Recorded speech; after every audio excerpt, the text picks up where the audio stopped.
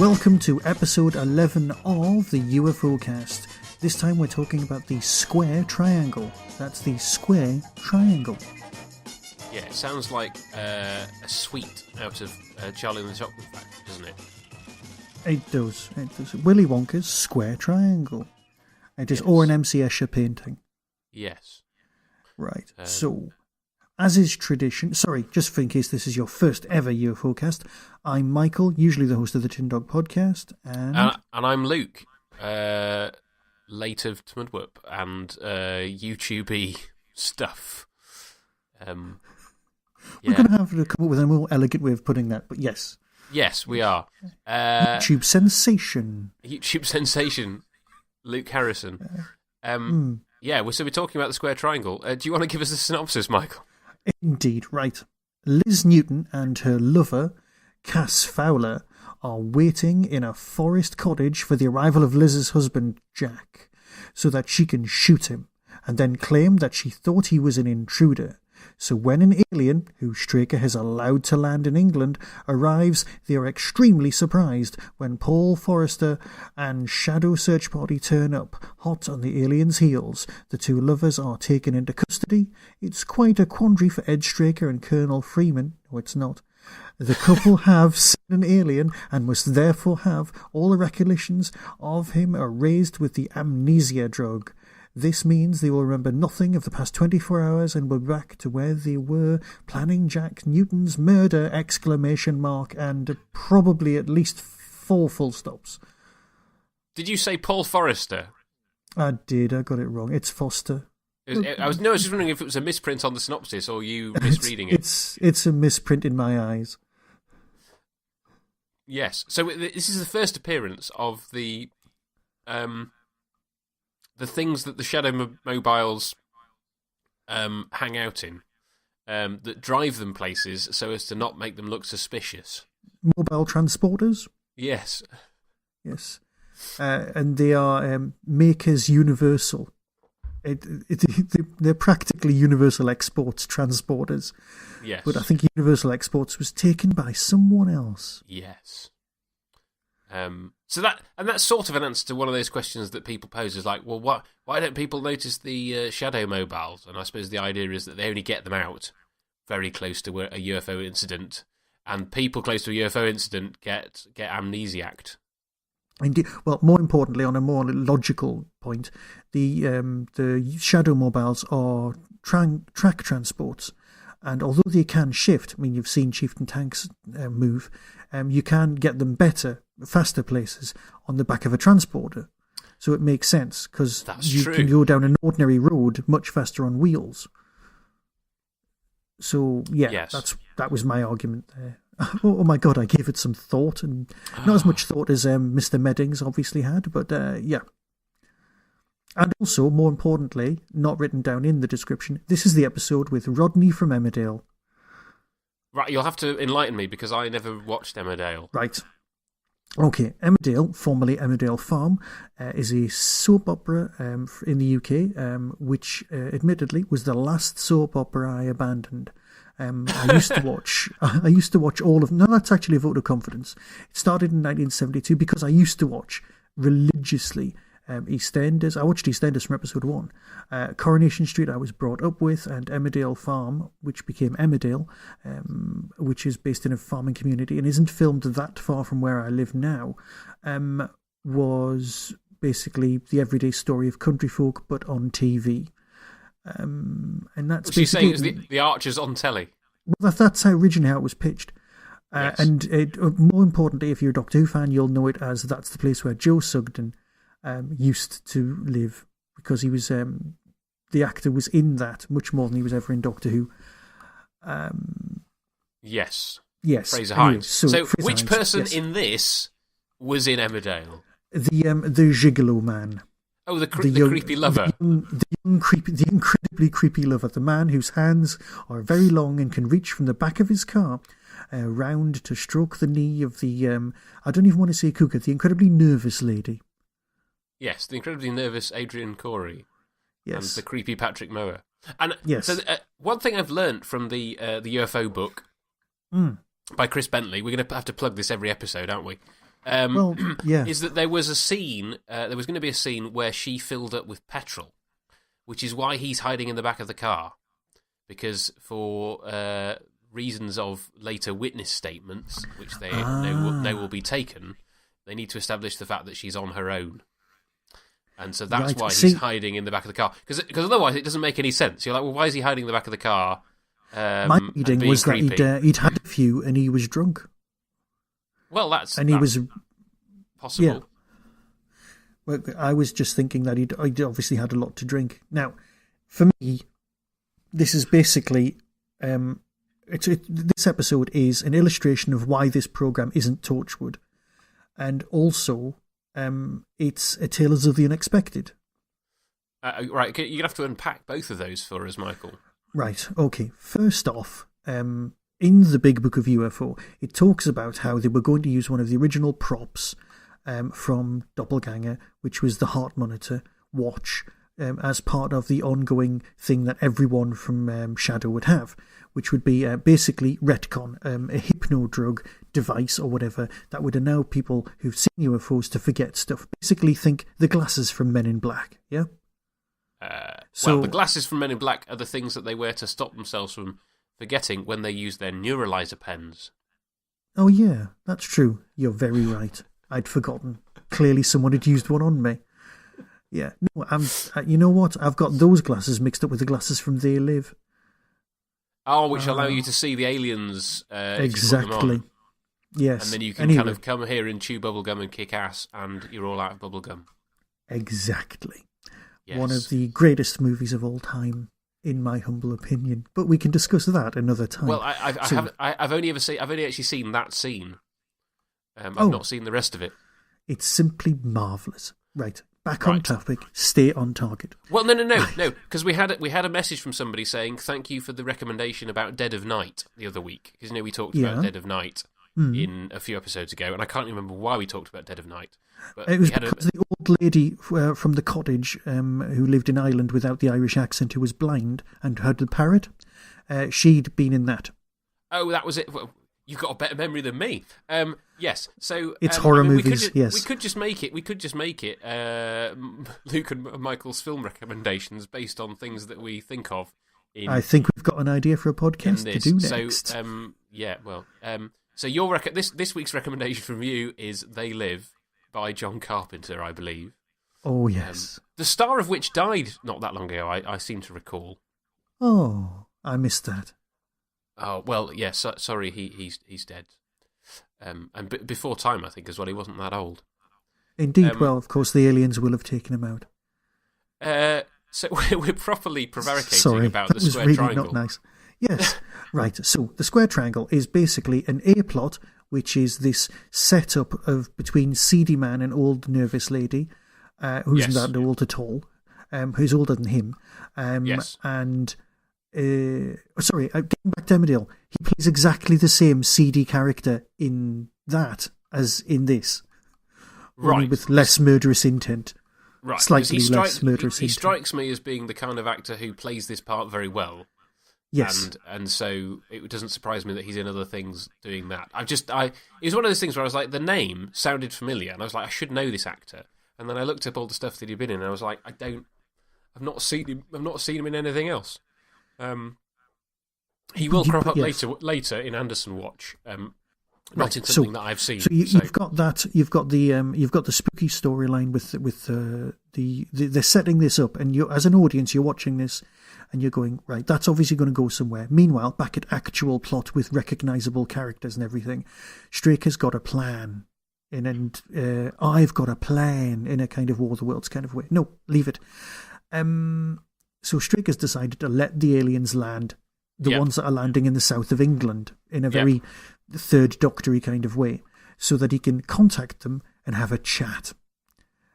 Yes. Because he's sick of them turning up, and he's like, look, get off my land. No, I'm sick of shooting at you. Tell me why you're here.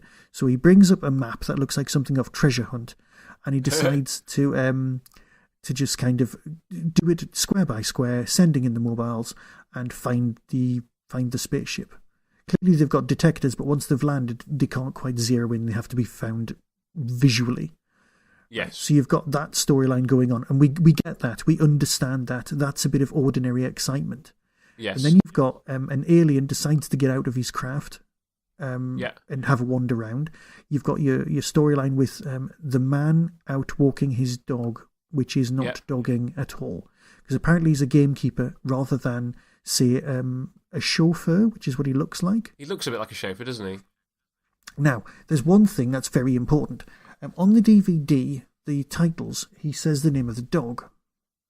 Right. Now, I haven't checked the subtitles on the Blu-ray yet, but apparently his dog's called something you just don't hear dogs being called anymore. But it was big in the past when I was a kid. Satan. But according to the subtitles, he's called Sultan. Right. Right. Now, he's a lovely German Shepherd. Now, that's the sort of dog my dad likes. I'm a cat person, but that is the sort of dog that I can just imagine my dad going, "What a lovely dog," for like the entire program. Yeah. And then, of course, the alien turns up, and it's a different actor playing the alien, I believe. It is. And again, he will crop up in Anderson Watch later on. And the costume's slightly different as well. It doesn't have the chainmail on it. Yes. I mean, I have to say, that scene where he chases the gamekeeper through the wood is genuinely horrific. Yes. Because the guy is properly freaked out and terrified, and obviously eventually gets shot. Yeah. And the alien puts him in his spacecraft, which then blows up, and he dies. So it's a properly creepy. Yeah, well, the dog's attacking the alien. He gets his helmet's place smashed. The liquid comes out, so you're so right that the liquid is just in the helmet at this point. Yeah. Which was against my argument, because I thought the entire suit had liquid in it, but clearly they've just gone, it's just the helmet. So he can breathe Earth oxygen as well, and he recovers remarkably quick. So I don't know what Paul Foster was worried about in Ordeal. But that was only in a dream. Was it only a dream? Ordeal. Yes. So it is a truly horrific scene, but it's remarkably well made. And then we have the UFO blows up, and there is actually no explanation at the end of the story. We have Straker remark on the fact that why did it blow up? It's not been in the Earth's atmosphere long enough. Maybe it was damaged, I think. But it's one of those things. Is we've had it established earlier in the show that the aliens can't stick around above water for very long without their bodies deteriorating and dying, and their spacecraft deteriorating and blowing up. We never actually find out why, which I think is slightly disappointing. And it seems to be that only is there to set up Shadow taking a little bit longer to find the alien, because they have a kind of brief bit where they think, oh, we've got him. He's been roasted alive in his own UFO. Yeah. And it doesn't seem to be there for any other purpose other than that. It is odd, because this episode does feel slow, and yet there's stuff happening constantly. Yes. From a pacing point of view, it is odd, but it's perfectly fine. So anyway, you've got your new alien. He's got his helmet off. He's wandering around, which is nice. But yeah, you're right. That is the reason. The reason is he blows up in order to put them off his trail, and so that he can wander into a house and then randomly get shot. Well, so did you? Again, this is one of these things of because I first watched this 15 years ago. I can't remember what my initial reactions to these things were, but was it obvious to you how the two plots were going to mesh together or not? No, not at all. Was it a surprise when that happened? You were like, oh, I see what's happening now. I suspect I was. I've got a certain level of suspension of disbelief that I engage when I watch something for the first time, because if I sit there constantly going, what's going to happen next, what's going to happen next, I enjoy things less. And I've consciously trained myself to switch it off. Otherwise, I'm just in podcast review mode at all times, and I don't enjoy anything. Yeah. So I kind of, it's not exactly putting your brain in neutral, but it is kind of going, no, somebody's tried really hard with this, because nobody ever sets out to make a bad program, ever. Right? It's very rare that happens, because everyone tries their hardest to make something good. So if you can just give them that amount of respect to try and enjoy something. And then afterwards you can go, well, how did I feel? And then you come back and do it again. That is my approach. And it's probably a bit childish, but I suppose that's what I do. So yeah, I didn't really see that one coming. But then again, I've only just started watching Inside Number 9, and I'm trying desperately not to try and figure things out, just so I can enjoy them. Okay. I'm trying not to see the twist, because I remember watching The Sixth Sense and getting the twist within the first 8 seconds. And I went, right, because I just went, oh, he got better quick. Are you sure he got better? Oh, look, he's wearing the same clothes. It was that. I didn't. It was So I enjoyed something so little that I actually spoiled it. So I now actively go out of my way to try and not look for something like that. Twists. So did you spot what was coming? Well, that's what I'm saying. Is I can't remember because the first time I saw this was such a long time ago that I can't remember my reaction to it. Right. I have to say, my main memory of this episode is Patrick Mower being really creepy and Adrienne Corey being completely freaked out. And you just feel really, really sorry for her because clearly there's a reason why she is unhappy with her marriage. And again, the book says that there would have been another scene with her husband leering over his secretary. Because actually... to make it more justifiable.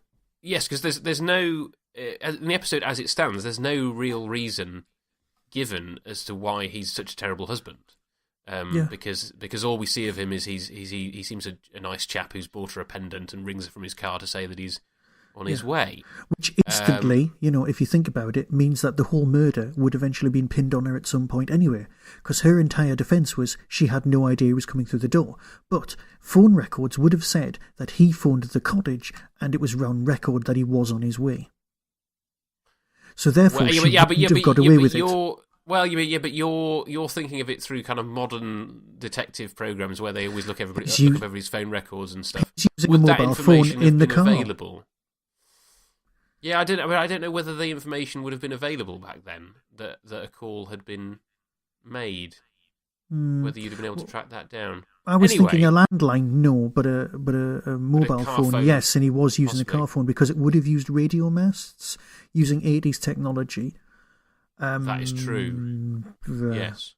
Well, anyway, that aside, yes. The thing about their plan that I don't understand is the Polaroid photographs. What? Yeah, because that's never really explained. I mean, other than like he looks at them at the beginning and he looks at one and he goes over and opens a door. So they've clearly taken photographs of what the house looked like at some point in the past to make it look, and they want to make it look like that now. But I don't know why that's necessarily important. I'm sorry, I can't help you on that one because I agree. Because I don't know why those details would matter to a police investigation, because the only thing that they've got to establish is that the light bulb was broken, which is why she didn't see that it was him, and therefore she could shoot him, which is in the end why she shoots the alien. Well, actually, no, there's a curtain in the way. That's the other thing. Yeah, there's a curtain. There's a curtain. You can't see who's coming in the door anyway, so the whole light bulb thing seems a bit odd. So. Yes. So, obviously at the end of the episode, we kind of see that they having had their memories wiped, they go through with it and it works. But it does seem a slightly potentially I'm guessing that they come up with a different plan because in order to get away with it, because having him turn up twice to the same cottage. Because the memories, when memories get wiped, they need to be replaced with something else, I would argue. They need to be, because you don't just go, oh, can't remember yesterday, that's weird. You go, oh, I remember going to work, or something like that. Just to try and help. But the way that there is no implication of that at all in UFO. No. Just have it the last 12 hours wiped, yeah. It just says we're going to wipe the last 12 hours. And so... you're right. You would need to replace that memory with something because they're going to wonder what happened. Yeah. And also the husband, as far as we know, the husband doesn't get his memory wiped. No, Paul Forrester is. They actually say at the end, "Have you taken care of it?" Has Paul Forrester said, "Yeah, I've taken care of it all here." So to me, that's implied that he's also had his memory wiped as well. He's also amnesia'd the husband. Yeah, well, maybe that's so. But So, then the whole thing is they're all going to forget what happened, and then they end up doing it again. Yeah, right. And then end up doing it again. But they're all going to have a gap in their memory as to what they actually did and why they didn't go through with it. Because if they only had like the last 12 hours of their memory wiped, they will remember the fact that they were going to do this plot on that night, and they won't know why they haven't done it. So it does. Yes, it seems a bit odd. The memory wiping has to have another component. So in Torchwood you've got retcon, which basically does the same job, right? But also in Torchwood you've got things like PC Andy, right, who is a character in the police force, who is one of their contacts. So if this storyline was happening in Torchwood, then they would have just gone to PC Andy and gone, keep an eye on these two, try and save the husband, right? That's what would have happened. Right. Yes. I've been talking about this quite a bit on the Tin Dog podcast, because Big Finish have currently got UNIT, Torchwood, and New Countermeasures, and they're basically all Earth-based, UK-based government or semi-government organisations who are on the lookout for alien, and they've all dealt with the Doctor in the past, and they're all taking out aliens or threats to the UK, that kind of thing. Or threats to humanity. So somewhat similar to UFO. Three programs that are, you've got four if you count UFO, four programs that are exactly the same. So what you have to have is a unique selling point for each of them, something that makes them different. And Big Finish have managed it with those ones. But obviously you have to compare them with obviously UFO doesn't have the Doctor Who connection. And it had to be different from other programs of the time. So it had to be different from The Invaders. So they had to sort of work at it being different, and this makes it a lot more British feeling and a bit Tales of the Unexpected, which I know came a few years later. But that we have a history of stories with a bit of a twist, and it does feel like the sort of story that would appear in, say, the UFO Annual or something like that. Can I just say the one good thing I did like about this was the car phone used by the husband is hands free. He's got a microphone on a bendy stick, which is brilliant. Yes. So he's actually got better technology than Straker, because Straker actually has to pick his car phone up. Yeah, so good on him for having a hands-free kit. I like it. Yes. Yeah. He's not going to crash whilst speaking on the phone. Well, I mean, we didn't see how he dialed, though. No, that's true. One assumes they don't have... Well, it was probably a pulse dialer. It was one of those ones where you have to turn the thing with this. Can I just say, there is an elephant in the room that neither of us discussed, right? But the Patrick Moore, they walk into the room, the little thing, and he gets something out of his bag. Now, you think, they've snuck off for a bit of an affair. And then he gets the gun out, but it looks just questionable, the way he's holding it, and it doesn't look like a gun. It looks like a rod of some sort with grooves. And it's just... You just want to go, no. Just stop it. Stop it. No. What do you mean? Your brain stop it, or the editing or the filming of the show? It's never my brain. Always the show. Always the show. I can't say that I thought that myself, but I can see what you mean. Yeah. So I don't know what the aliens want. I don't know why he's gone for a wander. I don't know how he's ended up in this flat. So the retcon. No. I think it's quite clear what. I think it's quite clear what's going on with the alien. Is that I think the best explanation is the UFO has been damaged at landing on Earth. Yeah. The alien does what aliens do when they land. He looks for the nearest body to steal. He tries to drug him to keep the body fresh. That fails. He has to shoot the guy. He gets the body back to the UFO, realizes it's going to blow up, and leaves. And the UFO does blow up. Perhaps the UFO was damaged by he's one of left the blasts. Well, yeah, presumably. That's the best explanation. So you're then just left with, well, he's stranded on Earth. What does he do? And clearly he's like, well, I don't know. Maybe he thinks he needs some food. Maybe he wants to try and find the nearest place with some technology so that he can build some kind of transmitter to talk to phone home, as it were. And he happens to stumble into the wrong house and get shot. So I think that for me, that part of the plot is eminently sensible. Right, that's fine. Yeah. For me, this episode works quite well, and it's just the creepiness of Patrick Mower which makes it something of an unpleasant watch. But I think that is somewhat intentional. No, that makes complete sense. Yes, I agree. I don't know. Are you're less enamoured with this episode, I feel. Yeah, I was, but I think it was more to do with, like I said, the pacing. It just felt a bit slow. But now I'm rewatching it, I'm liking it more. When you say the pacing's slow, I mean that's just UFO, isn't it? UFO. I think it's the the scene where they all sit down and chat about that the murder was being planned, and then they go, "Oh, it's nothing to do with us." And it's basically Straker's going, well, we're not marriage counsellors, and that's the end of it.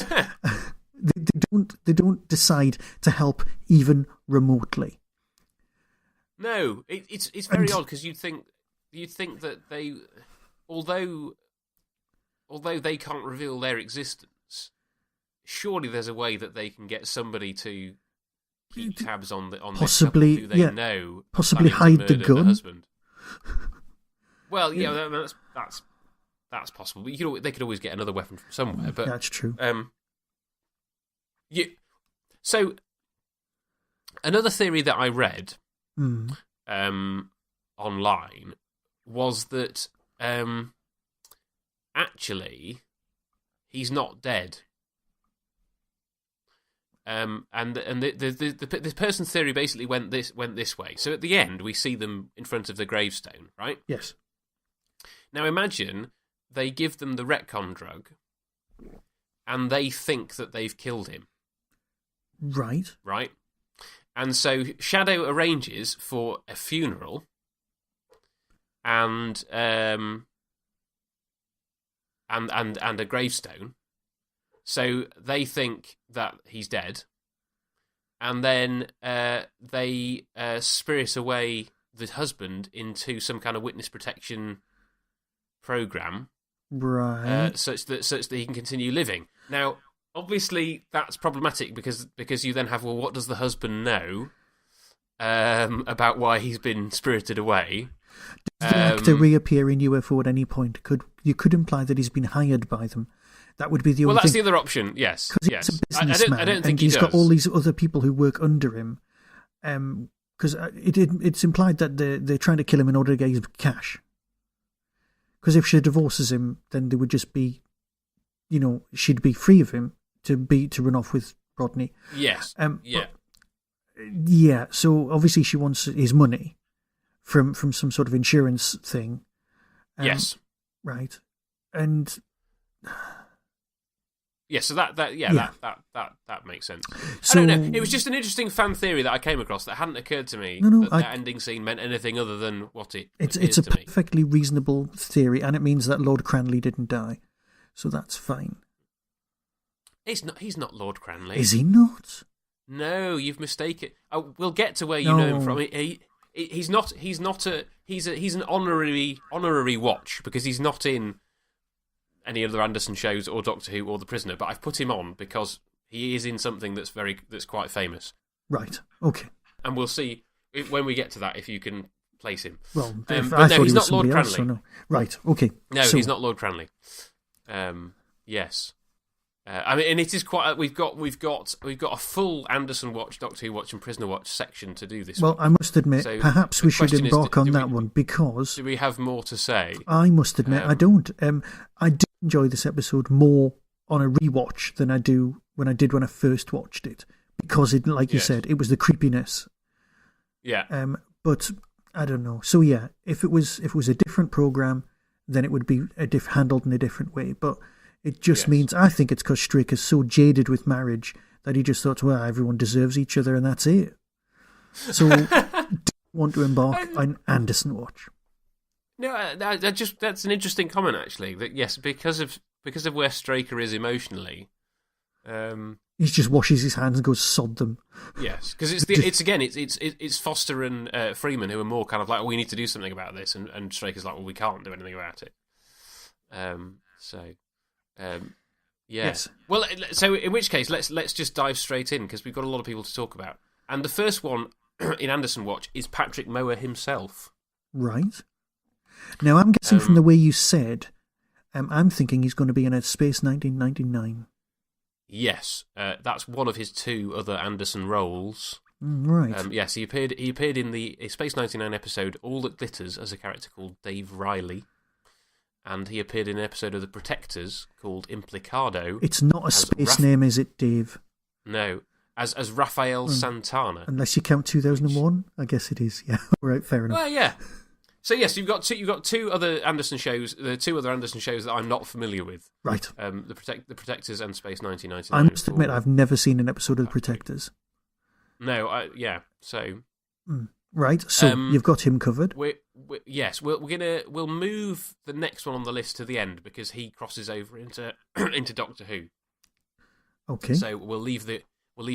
So the next one is Anthony Chin, the alien. Yes. Yes, and you've watched more episodes of UFO down the line, so do you recognise him? I must admit, I don't. So he plays, very originally, Lieutenant Tony Chin with one N instead of two, right? Just to disguise the fact that he's essentially playing a person with the same name as him. He plays the guy who's piloting the submarine in Subsmash. In Subsmash, right? The one who goes mad. You're not a big fan of Subsmash, are you? I must admit I'm not, but that's mainly because I've got issues with submarine stories, and I'm sure we'll cover those later on. Okay, because I quite like that one. But yes, that will be coming up in 4 or 5 episodes' time, I believe. Yes. Subsmash. And then he was a regular character in The Protectors. Right. He played a character called Chino. Like the trousers, okay. There's a theme here. So we've got Anthony Chin playing Lieutenant Chin, and then a character called Chino. So he had a regular role in The Protectors, 13 episodes as a character called Chino, which is not racial stereotyping at all, is it? No. Moving on. Moving on. And then his previous Anderson role was in the film Doppelganger. Which we've talked about before. I'm sure at some point we will do a proper doppelganger episode at some point. Let me see. We might do. Ooh, did he play someone? No, I'm not even going to guess because I'm going to just incriminate myself if I start guessing at the sort of names they give. Do you remember where the spaceship crashes in Doppelganger? Of course, Mongolia. Yes, so he plays at one of the Mongolian rescue crew. Yes. In Doppelganger. Of course he does. And then we have another actor, but he crosses over into Prisoner Watch. So there's we'll deal with the writer first. Did you recognise the name of the writer of this episode? No, I didn't. Alan Patillo. Okay. Yes. But not primarily known as a writer. I don't. Well, no, actually, no. Part writer, but also had several other roles on Gerry Anderson shows. Right, you're going to have to help me on this one because I just don't. I'm going to have to fill you in, aren't I? So he did write other stuff, but he was primarily a director as far back as Four Feather Falls. Good Lord. So he directed episodes of Four Feather Falls, Supercar, Fireball XL5, Stingray, and Thunderbirds. That's quite prolific. It is quite prolific, yes. I mainly recognise his name from the end credits of Thunderbirds. I seem to recall seeing that on episodes of Thunderbirds. And then he was an editor as well. He edited an episode of Four Feather Falls, and he also edited an episode of A Space 1999. So he had... there are obviously skills that cross over from directing into editing. Yes. Hitchcock famously essentially edited as he shot, because he only shot what he wanted to go into the edit. So his editors didn't get any choice about what they put in. You know what? I've got real issues with Hitchcock, and that's an entire conversation for another time. It is. So he did some editing stuff, and then he was the script editor on Thunderbirds. Which actually, that's probably why I recognise his name. I was going to say that is a big job. I believe his name comes up over the picture of the mole on episodes of Thunderbirds. Oh, I'm picturing it now. I might be wrong about that. I did it's either love that them or all. Thunderbird 4. I don't know. I'm just plucking bits of the end title sequence out of my head now. And then he wrote 7 episodes of Thunderbirds.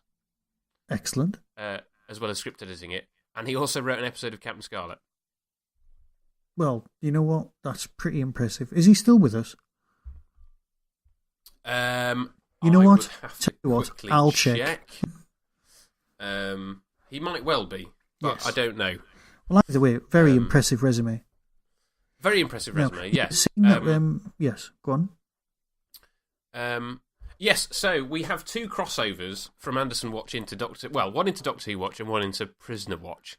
So we'll do the Doctor Who Watch one, and then we'll come back to Prisoner Watch later. You know what? The whole Lord Cranley thing's just knocked me for 6. I'm not even going to think about anyone else. Well, we'll do him at the end. Okay. The Game Warden. Yes. Did you recognise the Game Warden? Well, I thought he was a chauffeur, so I didn't recognise him. But I'm guessing, just from applying a bit of logic, that the guy's a stunt guy, and he was possibly a member of Havoc. Well, you're totally wrong. Excellent. Well, to be fair, I'm getting a T-shirt made with the words "Bad Fan" written on it in the same Bad Wolf font. So he's an actor called Godfrey James. Mm. Yes. And he appeared in an episode of Space 1999 called "The Rules of Luton." Not making... Luton as in the place, or at least spelt the same way as the place. Okay.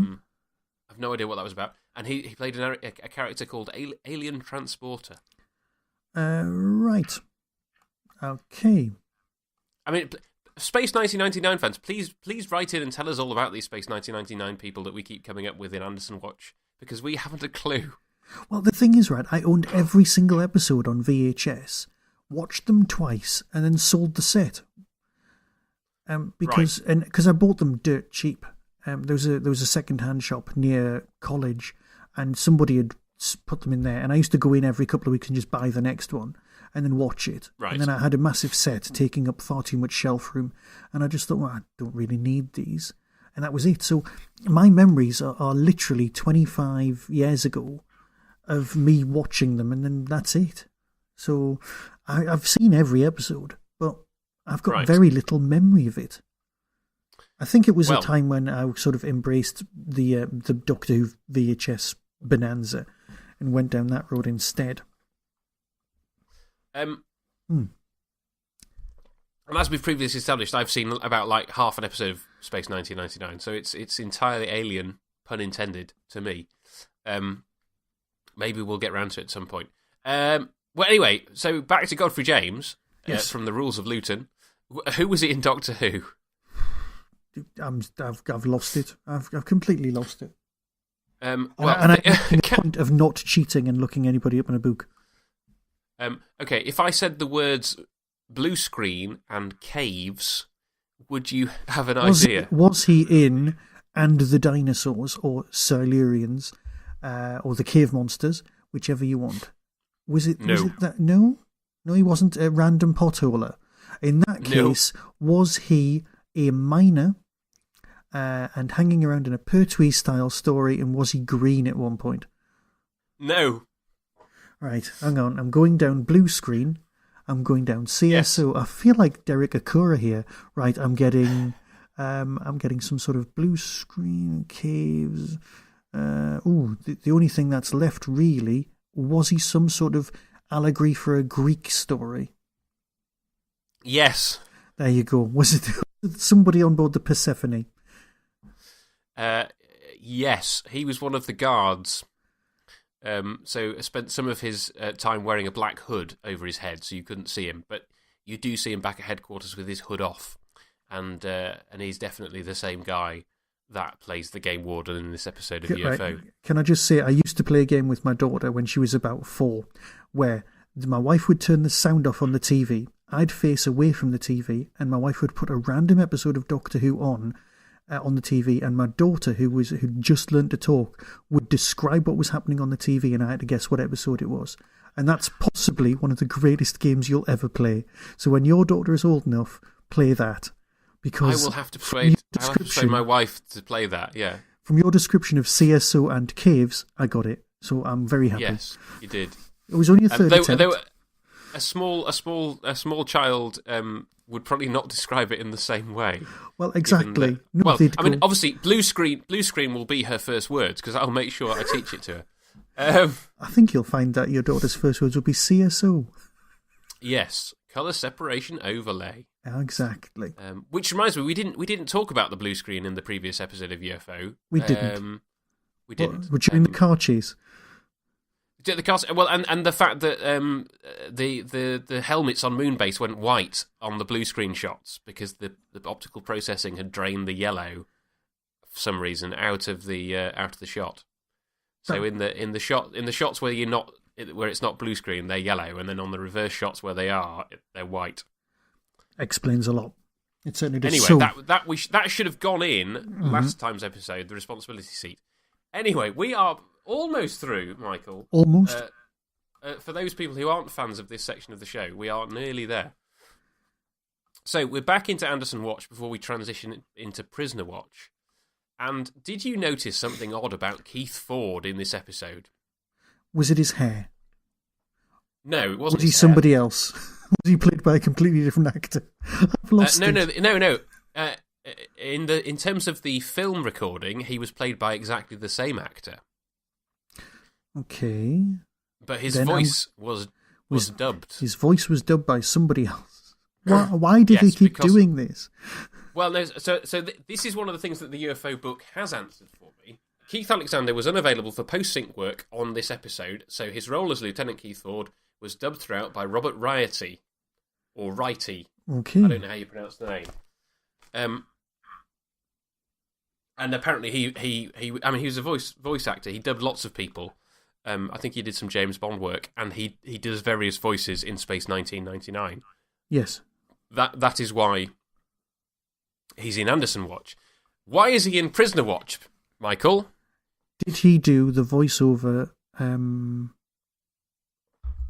I can't remember. Is he the general?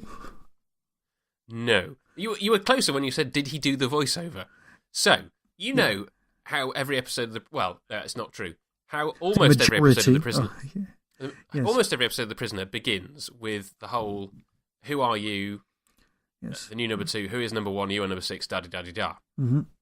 Yes. And on a number of episodes, they actually get the actor who's playing the number 2 that week to do the number 2 lines. Yes. Yeah, I get it. However, there is a generic version, which appears on probably about half the episodes, where it's the voice of somebody who never appears as number 2 in the show.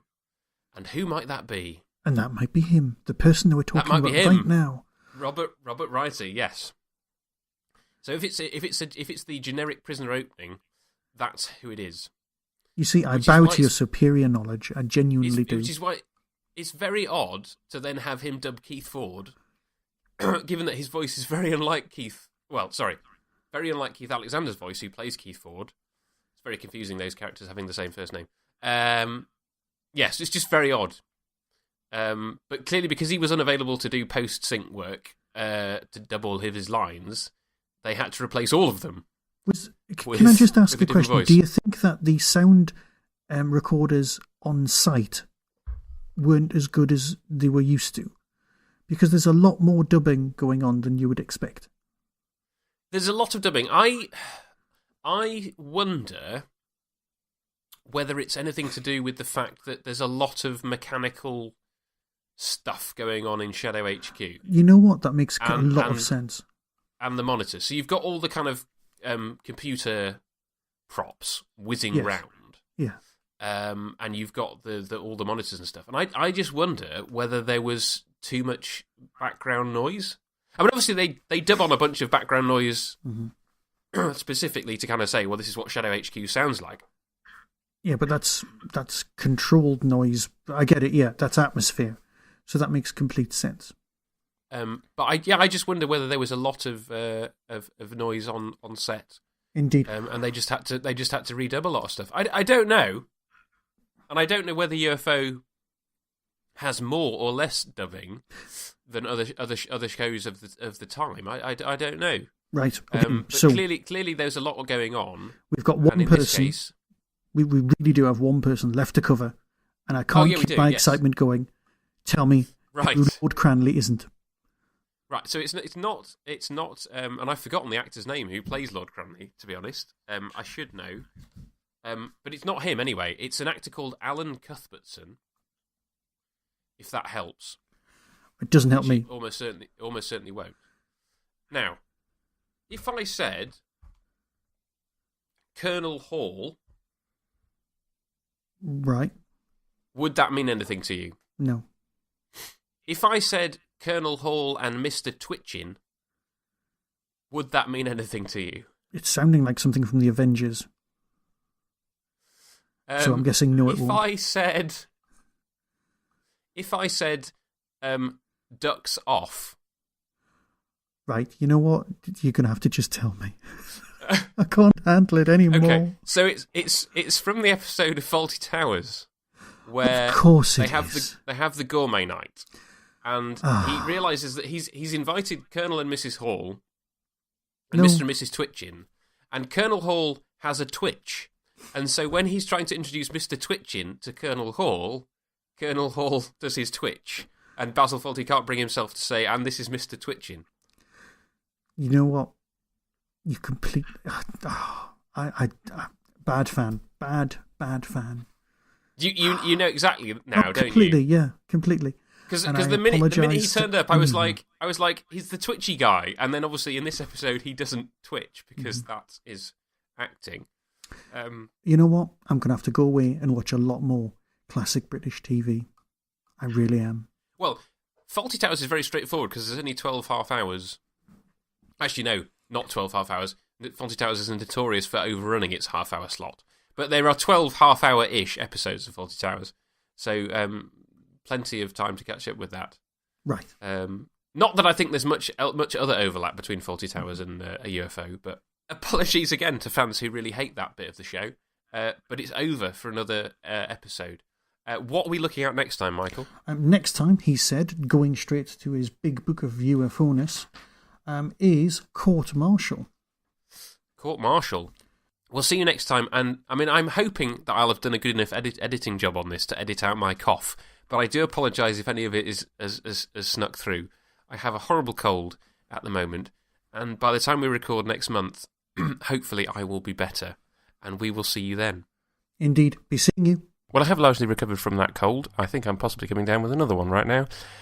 Before you all write in and tell me about the person I missed out of Doctor Who Watch, I am aware of the fact, and Michael and I are going to talk about her at the beginning of our next episode, which, as we said, was Court Martial.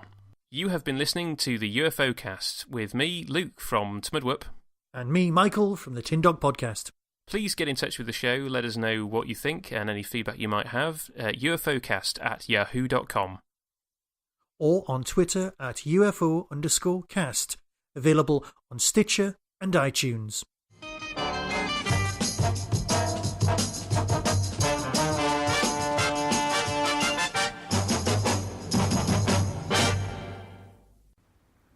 "2018 brings with it 3 brilliant conventions, all held at the Derby Quad. ShadowCon 2. The UFO convention will be on June the 30th, 2018. Hooverville, the best little Doctor Who convention in the world, is on Saturday the 1st of September, while Big Finish Day is on the 3rd of November 2018. All tickets are available from the Derby Quad website. That was the Doctor Who Tin Dog Podcast, available on iTunes, YouTube, Twitter, RSS, Vimeo, and across the internet. Doctor Who and its associated properties are all copyright and trademark of the BBC. No infringement is intended. Why not become a supporter by visiting patreon.com/tindog. Contact the show on tin-dog@hotmail.co.uk. The Tin Dog Podcast is a founder member of the Doctor Who Podcast Alliance.